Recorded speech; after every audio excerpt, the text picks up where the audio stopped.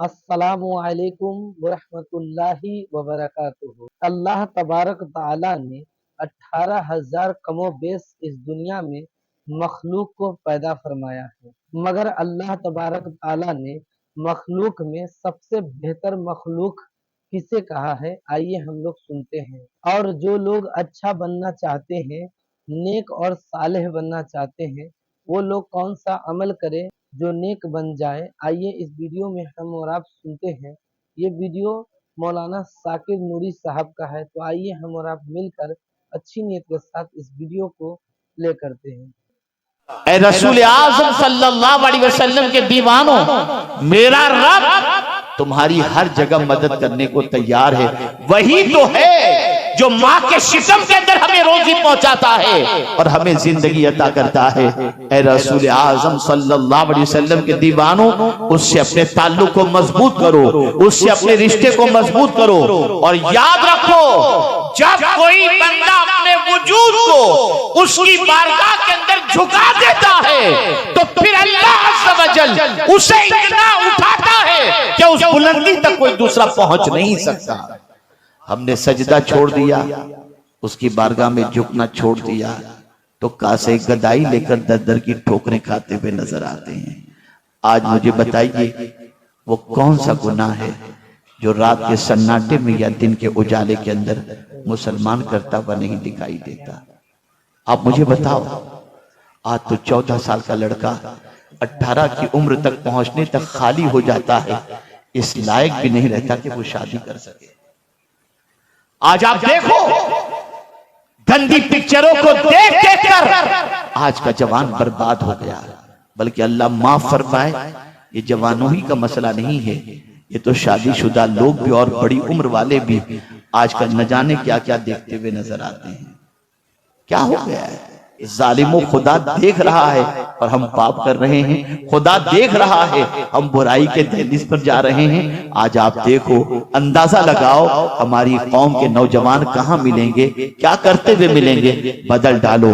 और ऐ नौजवानों, तुम्हारी जिम्मेदारी सिर्फ खुद के संवरने की नहीं है, बल्कि तुम्हारी जिम्मेदारी ये भी है कि तुम्हें पता चले कि कोई गलत रास्ते पर जा रहा है, पकड़ो उसे, बिठाओ, डराओ अल्लाह से, समझाओ उसे और सुन लो। जिस किसी को तुमने समझाया और तुम्हारे समझाने के बाद वो बुराई की दहलीज पर जाने से बच जाता है और बुराई से तौबा कर लेता है, तो मुस्तफा प्यारे सल्लल्लाहु अलैहि वसल्लम का फरमान है, कल बरोज़े क़यामत जब उस बंदे को जन्नत में अल्लाह जाने का हुक्म देगा, तो वो बंदा कहेगा, मौला मैं तो गुनहगार था, सियाहकार था, फला मेरे दोस्त ने मुझे सीधा रास्ता दिखाया, मौला आज मैं अकेला जन्नत में नहीं जाऊंगा, मेरे उस दोस्त को भी अपने साथ लेकर के जन्नत में जाना चाहता हूँ। मुसलमानों, ये तुम्हारी जिम्मेदारी थी, ये तुम्हारी रिस्पॉन्सिबिलिटी थी, ये तुम्हारा फर्ज था। अगर हमने ये फर्ज निभाया होता तो हमारे बच्चे आवारा नजर ना आते, हमारे बच्चे बदकिरदारी के अंदर नजर ना आते, लेकिन हमने ये जिम्मेदारी तर्क कर दी और इसको जिम्मेदारी महसूस ही नहीं की। नतीजतन हमारा मुआशरा बिगड़ रहा है। मैं उन माँ बाप से भी कहना चाहता हूँ जो माँ बाप केयरलेस हैं और अपने बच्चों से लापरवाही का इस तरीके से मुजाहिरा करते हैं कि अपने बच्चे की ये फिक्र नहीं रखते कि मेरे बच्चे की आदत अच्छी हो, मेरा बच्चा 10 के दरमियान बैठे तो इज्जत से देखा जाए। नहीं, आजकल माँ बाप का मामला ये हो गया, बच्चे पैदा किए, छोड़ दिया, अल्लाह अकबर, खुद से बड़े हो रहे हैं, कोई तरबियत नहीं, कोई डिसिप्लिन नहीं, और अल्हम्दुलिल्लाह भी कहला रही है। मेरे अंदर सीखने का जज्बा है, मैं जानना चाहा कि आखिर इसकी वजह क्या है। मैंने बच्चा जब खाना खा चुका और माँ खिला चुकी, तो मैंने उस बच्चे के बाप से पूछा कि जरा अपनी बेगम से ये पूछ के मुझे बताएं कि ये बहन जो है वो अपने बच्चे को हर लुक़मे पर बिस्मिल्लाह और अल्हम्दुलिल्लाह क्यों पढ़ा रही है। तो उस औरत ने मेरी बात समझ ली। इसका शौहर जवाब जो उससे पहले औरत जवाब देती है, हजरत मामला सबसे बड़ा ये है, मैं देख रही हूँ कि आज का मुसलमान तनो खा लेता है, न बिस्मिल्लाह पढ़ता है, न अल्हम्दुलिल्लाह पढ़ता है। तो मैं अपने बच्चे को हर लुक़मे पर इसलिए बिस्मिल्लाह पढ़ा रही हूँ और हर लुक़मे पर अल्हम्दुलिल्लाह इसलिए कहला रही हूँ ताकि बड़ा होने के बाद शुरू में तो कम से कम एक बार बिस्मिल्लाह पढ़ ले और आखिर में तो एक बार अल्हम्दुलिल्लाह पढ़ ले। उस माँ की अजमतों को सलाम जो माँ अपने बच्चे की तरबियत में इतनी फिक्र करती है। लेकिन आज की माएं सीरियल देख रही हैं, बच्चा दूध के लिए रो रहा है, माँ को फिक्र नहीं है। टहलने के लिए निकल रही है, बच्चा तड़प रहा है, माँ को फिक्र नहीं है। बाप कमाने के लिए निकल रहा है, बच्चा तड़प रहा है, बाप को फिक्र नहीं है। सुन लो, हदीस मुस्तफा सल्लल्लाहु अलैहि वसल्लम है, कुल्लुकुम राइन व कुल्लुकुम मसऊलुन अन रइयतिही। याद रखो, हर बच्चे के बारे में उसके माँ बाप से कयामत के दिन पूछा जाएगा। क्या आप नहीं चाहते कि आपके इस इलाके के बच्चे, आपके बच्चे ऐसे बन करके यहां से निकलें कि पूरी दुनिया में उनका नाम हो? क्या आप नहीं चाहते कि 10 के दरमियान आपका बच्चा बैठे तो आपके बच्चे को इज्जत की निगाह से देखा जाए? अगर आप चाहते हैं तो आप उसके लिए वक्त दीजिए, उसके पीछे टाइम सर्व कीजिए। याद रखें मेरे प्यारे आका सल्लल्लाहु ताला अलैहि वसल्लम के प्यारे दीवानों, इमाम गजाली रहमतुल्लाह ताला अलैह यहां तक फरमाते हैं कि अपने बच्चों को खाने पीने के आदाब भी सिखाना ये भी माँ बाप की जिम्मेदारी है। सिखाते हैं, खुद ही को नहीं मालूम तो क्या सिखाएंगे, कैसे सिखाएंगे? अब अगर कोई ये तसव्वुर करता हो, मौलाना आप कह रहे हैं लेकिन हमारे यहाँ तो मसला ये है कि कल क्या हमें खाना है उसकी फिक्र है, अब ये सारी चीजें कहां से करें? तो मैं आपको बताऊं, गुर्बत इतनी भी नहीं है जितनी रसूल आजम सल्लल्लाहु अलैहि वसल्लम के दौरे पाक के अंदर, सहाबा के अंदर थी। आप जरा सोचो, ग़ज़वे ओहद में शहीद होने वाले सहाबा के पास कफन भी पूरा नहीं था। आप जानते हैं कि आज सैयदुश शुहदा सैयदना अमीर हमजा रदियल्लाहु ताला अन्हु, हजरत मुसाब इब्ने उमैर, हजरत अब्दुल्लाह इब्ने जहश रदियल्लाहु ताला अन्हुम का जहां मज़ार अक़दस मौजूद है, उनकी तदफीन के लिए क्या चीज थी? एक चादर। ऊपर का हिस्सा ढांका जाता तो नीचे का हिस्सा खुला रहता था, और नीचे का हिस्सा ढांका जाए तो ऊपर का हिस्सा खुला रहता था। आज मुसलमान दुनिया में कहीं भी मरे उसे पूरा कफन तो मिल जाता है, लेकिन उस वक्त ये भी नहीं था। लेकिन आप जानते हैं आकाए करीम सल्लल्लाहु अलैहि वसल्लम के वो सहाबा जो गुर्बत की इतनी चक्की में पीसे जा रहे थे, लेकिन बावजूद ईमान का वो पहाड़ थे कि दुनिया उनके नाम से कल भी लरसती थी और आज भी लरसती हुई नजर आती है। गुर्बत किसी चीज में रुकावट नहीं बनती। खुद मेरे आका सल्लल्लाहु अलैहि वसल्लम की हयात तैयबा तो देखें, अल्लाह अकबर। मैं अक्सर कहा करता हूं, एक गरीब,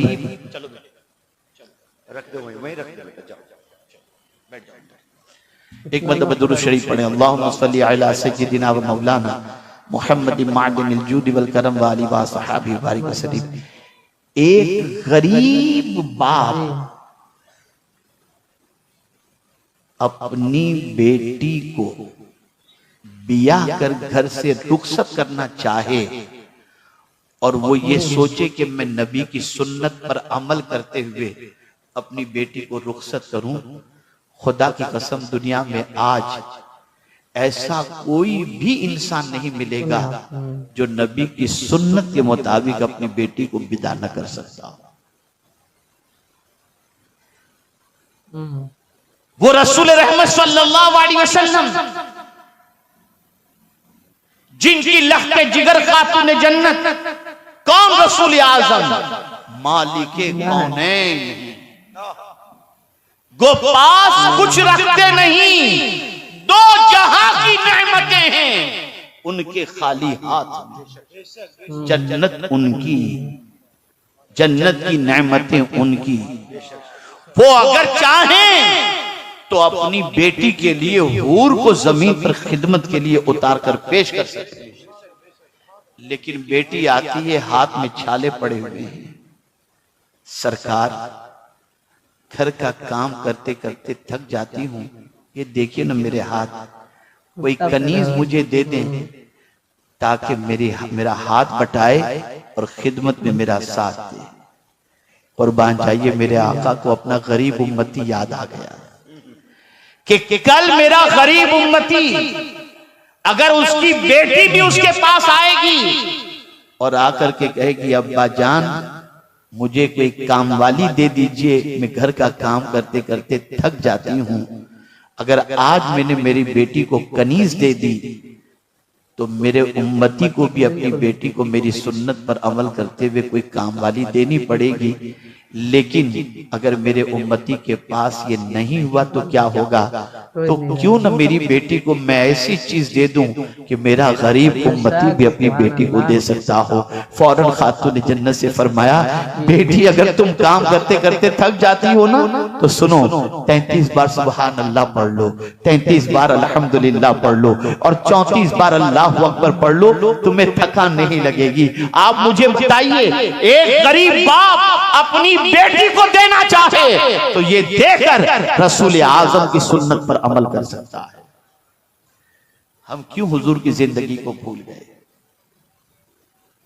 हम आकाए करीम सल्लल्लाहु अलैहि वसल्लम की हयात तैयबा को क्यों पसे पुष्ट हमने डाल दिया और हमने अपनी जिंदगी को तायुशात के अंदर कैसे गिरफ्तार कर दिया?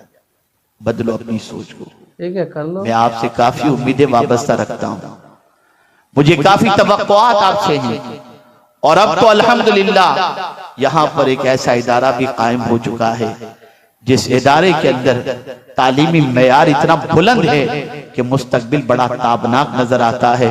मौलाना अजहर साहब जो है माशाअल्लाह, जो हमारे दिल मोहम्मद भाई के भतीजे हैं, जो इदारा उन्होंने कायम किया है, तालीमी मेयार बहुत स्ट्रॉन्ग है। अल्लाह अज़्ज़ व जल उन्हें कामयाबी से हमकनार फरमाए और उनके मुस्तकबिल को ताबनाक बनाए। बच्चों पढ़ो, छोड़ दो गुनाह से अपने ताल्लुक को, छोड़ दो गुनाह से रिश्ते को, छोड़ दो अपने आप की जिंदगी को बर्बादी के रास्ते पर ले जाने के लिए। आप जानते हैं, एक 6 साल का नन्हा सा बच्चा अपनी माँ को जब देखता है कि वो चूल्हा जला रही है तो माँ को ये काम करते देखकर उसकी आंखों से आंसू आ जाते हैं, रोने लगता है, गिरियोजारी में इतना गिरफ्तार हो जाता है जिसकी कोई इंतहा नहीं, बिलक बिलक करके वो रो रहा है। माँ ने पूछा, बेटे क्या गलती हो गई कि तू रो रहा है? तेरी उम्र तो अभी बहुत छोटी है, 6 साल का बच्चा और तू इतना रो रहा है। माँ, आज मैंने तुझे देखा कि चूल्हा जलाने के लिए बड़ी लकड़ियों को तूने पहले आग में नहीं डाला, पहले तूने छोटी छोटी लकड़ियों को डाला। अगर कयामत में अल्लाह जहन्नम की आग को जलाने के लिए अगर मुझ जैसे छोटे बच्चे को पहले डालेगा तो क्या होगा? इस तसव्वुर ने मुझे बेचैन कर दिया है। ये छोटे से बच्चे थे, ये नन्हे से बच्चे थे, वो माएँ थी जिनको अपने बच्चे की तरबियत की इतनी फिक्र थी। नादानों, तुम्हारा बच्चा गलियों के अंदर गुल्ली डंडे खेल रहा हो तुम्हें इसकी फिक्र नहीं होती, नंगा नाच कर रहा हो तुम्हें इसकी फिक्र नहीं होती, डांस कर रहा हो तुम्हें इसकी फिक्र नहीं होती, तुम कब अपने बच्चों के बारे में फिक्रमंद होगे? बदलो अपनी सोच को, बदलो अपने अफकार और नजरियात को, एक अच्छा इंसान बनाओ, एक अच्छा मुसलमान बनाओ, खुद भी परफेक्ट बनो, अपनी औलाद को भी परफेक्ट बनाओ। और 2 चीजें अगर तुमने इख्तियार कर ली तो अल्लाह मखलूक के अंदर तुमको मुमताज पोजीशन अता फरमा देगा। और वो 2 चीजें ये हैं, ईमान और अमल सालेह। अमल सालेह से मुराद इबादत, मुआमलात और अखलाक। इबादत में भी तुम पंक्चुअल, मुआमलात के अंदर भी तुम पंक्चुअल हो जाओ और इसी के साथ तुम्हारे अखलाक भी अच्छे हों।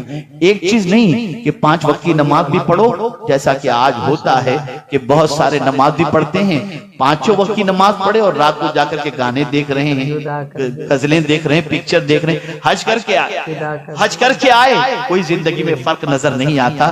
तो ऐसा नहीं, एक जमाना भी था ना, आपको याद होगा या मेरी उम्र के जो लोग होंगे उन्हें याद होगा कि अगर किसी मोहल्ले का कोई शख्स हज करके आ जाता और मोहल्ले में कभी झगड़ा होता था ना तो लोग कहते थे, हाजी साहब जो कह देना वो जो हाजी साहब कहते। और आज हज के नाम पे पैसे लूटे जा रहे हैं, टूर वाला गायब हो रहा है। जरा देखो क्या हो रहा है, कहां चले गए हम। जब बिगड़ गए तो हमारे हालात बिगड़ गए। हम जब सही थे तो हमारे हालात भी सही थे। हमें संवरने की जरूरत है, हमें सीधे रास्ते का मुसाफिर बनने की जरूरत है, हमें गुनाहों से रिश्ता तोड़ने की जरूरत है।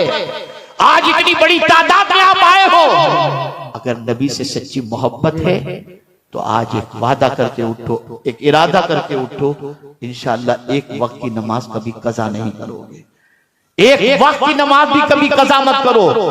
आप मुझे बताओ, नमाज कज़ा करते हो, हुजूर की आंखों को ठंडक नहीं पहुंचा रहे हो।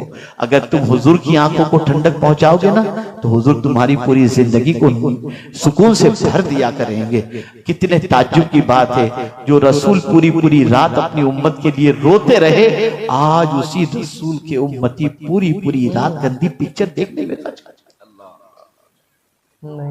क्या करते। सुन्नी दावत इस्लामी का इज्तिमा तफरीह के लिए नहीं होता, सुन्नी दावत इस्लामी का इज्तिमा नामवरी के लिए नहीं होता, सुन्नी दावत इस्लामी का इज्तिमा भीड़ भाड़ इकट्ठा करने के लिए नहीं होता, शोहरत के लिए नहीं होता।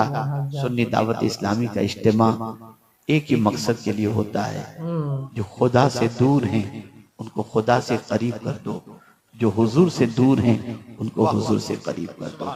हम बस यही चाहते हैं, गुनाह से रिश्ता टूटे और हुजूर से रिश्ता जुड़े, गुनाह से रिश्ता टूटे, खुदा से रिश्ता जुड़ जाए। आज से अपनी जिंदगी को तब्दील करो, आज से अपनी जिंदगी में इनकलाब लाने की कोशिश करो। मैं उम्मीद करता हूं कि इंशाअल्लाह अज़ीम आज के बाद आप अपनी जिंदगी के बारे में गौर करेंगे, अपनी जिंदगी के बारे में सोचेंगे, सीधे रास्ते के मुसाफिर बनने की कोशिश करेंगे।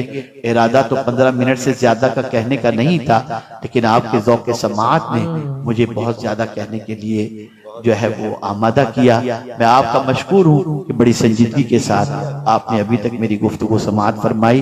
बस इतना सुन लें, अगर कोई शख्स इशा की नमाज में सुस्ती करता है और फज्र की नमाज में सुस्ती करता है तो हुजूर फरमाते हैं सल्लल्लाहु अलैहि वसल्लम, मुनाफिक पर 2 वक्त की नमाजें भारी हैं, इशा की और फज्र की। और जो शख्स जानबूझ करके एक वक्त की नमाज कज़ा कर दे, अल्लाह उस पर से अपने दस्ते अमान को उठा लेता है।